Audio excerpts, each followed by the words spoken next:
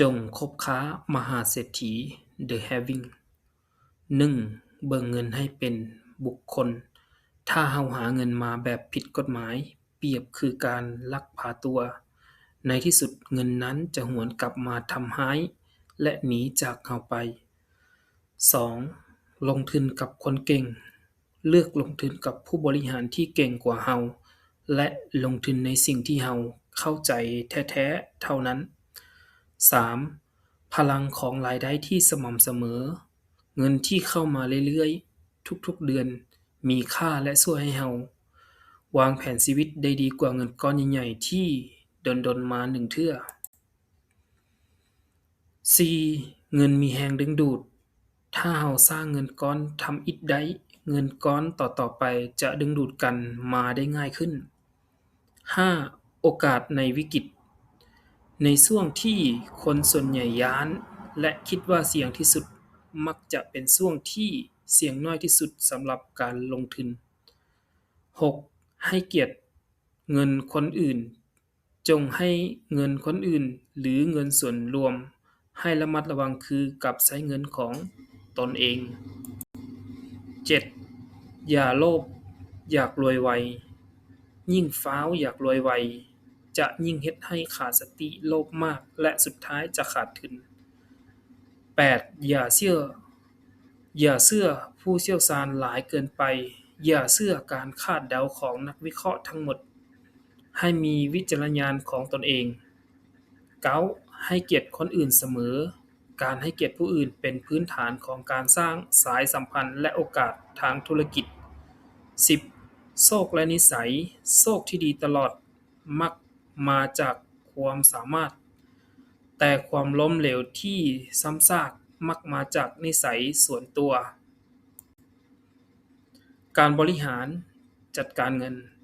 1. ให้เวลากับเงิน คนที่เสียเงินหลายมักจะแม่นคนที่บ่ยอมเสียเวลาศึกษาเรื่องการเงินให้ดีพอ 2. การกระจายความเสี่ยงที่แท้จริง การบ่ใส่ไข่ในตะกร้าใบเดียวยังบ่พอ ต้องระวังบ่ให้เอากะตาทุกใบไปวางไว้บ่อนเดียวกัน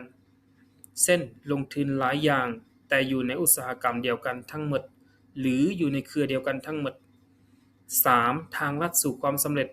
การลงทุนในธุรกิจที่สำเร็จแล้ว เช่น ซื้อหุ้นบริษัทใหญ่ ง่ายกว่าการเริ่มสร้างธุรกิจใหม่ๆด้วยตนเอง 4. เลือกเบอร์ 1 หรือเบอร์ 2 เลือกลงทุนในบริษัทที่เป็นผู้นำตลาดอันดับ 1 หรืออย่างน้อยบ่เกินอันดับ 2 5. อย่าใช้เงินอนาคต ห้ามเอาเงินรายได้ที่คาดว่าจะได้ในอนาคตมาใช้จ่ายในปัจจุบันเด็ดขาด 6. 3. ประเภทที่กำไรจากหุ้น 1. ใช้เงินเย็นลงทุน 2. คิดว่าตนเองเป็นเจ้าของธุรกิจ 3. อดทนรอท่าซื้อในราคาที่ถูกแท้ๆ 7. นิยามคนรวย คนที่มีเรือนเป็นของตนเอง บ่มีหนี้ มีรายได้สูงกว่าค่าเฉลี่ยและสามารถอยู่ได้อย่างสบายถึงว่าจะบ่มีรายได้เพิ่ม 8. สูตรสร้างทรัพย์สิน ทรัพย์สินเท่ากับเงินลงทุน อัตราผลตอบแทน ระยะเวลา ความสามารถที่ต้องมี 1. หาเงินเป็น 2. เก็บเงินเป็น 3. รักษาเงินเป็น 4. ใช้เงินให้เป็น 10. ลงทุนขาวสะอาด หลีกเว้นธุรกิจสีเทายาเสพติดหรืออาวุธ เพราะจะนำความเดือดร้อนมาให้ในระยะยาว ทัศนคติและการใช้ชีวิต 1. ประกันภัยบ่แม่นการออม ประกันภัยคือการป้องกันความเสี่ยง บ่ควรเบิ่งว่ามันคือการถอนเงินเพื่อเอากำไร 2. สติก่อนซื้อของใหม่ ให้คิดเสมอว่าอีกบ่ดนมันก็จะกลายเป็นขี้เหงื่อในเรือน 3. อ่านข่าวอย่างมีสติ ระวังแรงจูงใจของผู้เขียนข่าวเศรษฐกิจว่าเขาต้องการชี้นำไปทางใดทางหนึ่งหรือบ่ 4. กฎ5ข้อสู่100ล้าน 1. ตั้งใจแท้ 2. เขียนเป็นเป้าหมายติดไว้ 3. ใช้บัตรเครดิตฟุ่มเฟือย 4. แยกบัญชีให้จะแจ้ง 5. สร้าง10 ล้านทำอิฐให้ได้ก่อน 5. หนี้ที่ดีคือหนี้ที่บ่ได้เอาขมมาใช้จ่าย มีแหล่งรายได้ใช้คืนแน่นอนและสร้างกำไรได้หลายกว่าดอกเบี้ยที่ต้องจ่าย 6. เคล็ดลับหาเงินทิ่มนิสัยบ่ดีกล้าขอความช่วยเหลือเสียสละเพื่อเป้าหมายใหญ่จดบันทึกความคิด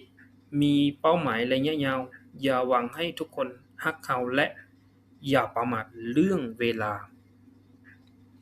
7. พนักงานก็รวยได้โดยการเฮ็ดเวียกให้เก่งคือกับเป็นเจ้าของเองและแบ่งเงินอย่างน้อย 20% ไปลงทุน 5. การเจรจาทุกอย่างต่อรองได้แม้แต่ดอกเบี้ยหรือเงื่อนไขกับธนาคารนักบัญชี vs นักลงทุนคนเก่งตัวเลขเท่ากับนักบัญชีบ่ได้หมายความว่าจะเป็นนักลงทุนที่เก่งเสมอไปเพราะการลงทุนต้องใช้ความกล้าหาญและมีวิสัยทัศน์ 5. เกณฑ์การลงทุนที่ดีอยู่ห่างจากสิ่งที่ได้เงินไวเกิน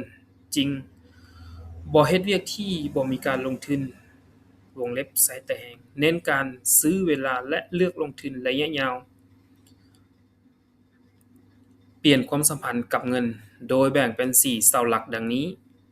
1. เปลี่ยนทัศนคติเงินมีชีวิตให้คิดว่าเงินคือคนถ้าเราเบิ่งแยงดีให้เกียรติและหาเข้ามาแบบถูกต้องเงินก็จะอยู่นำเราและพาหมู่เพื่อนมาหาเราตื่ม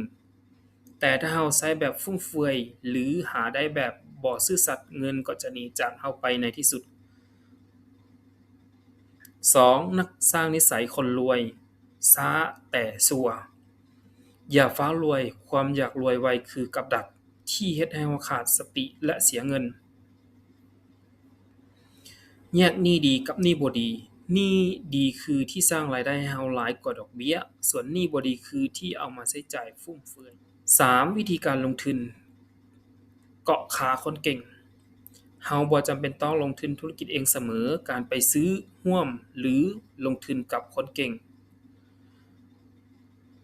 4. รักษาความอยากรวยมีสติในการใช้อย่าใช้เงินในอนาคตเช่นการรูดบัตรเครดิตที่ซื้อของบ่จำเป็น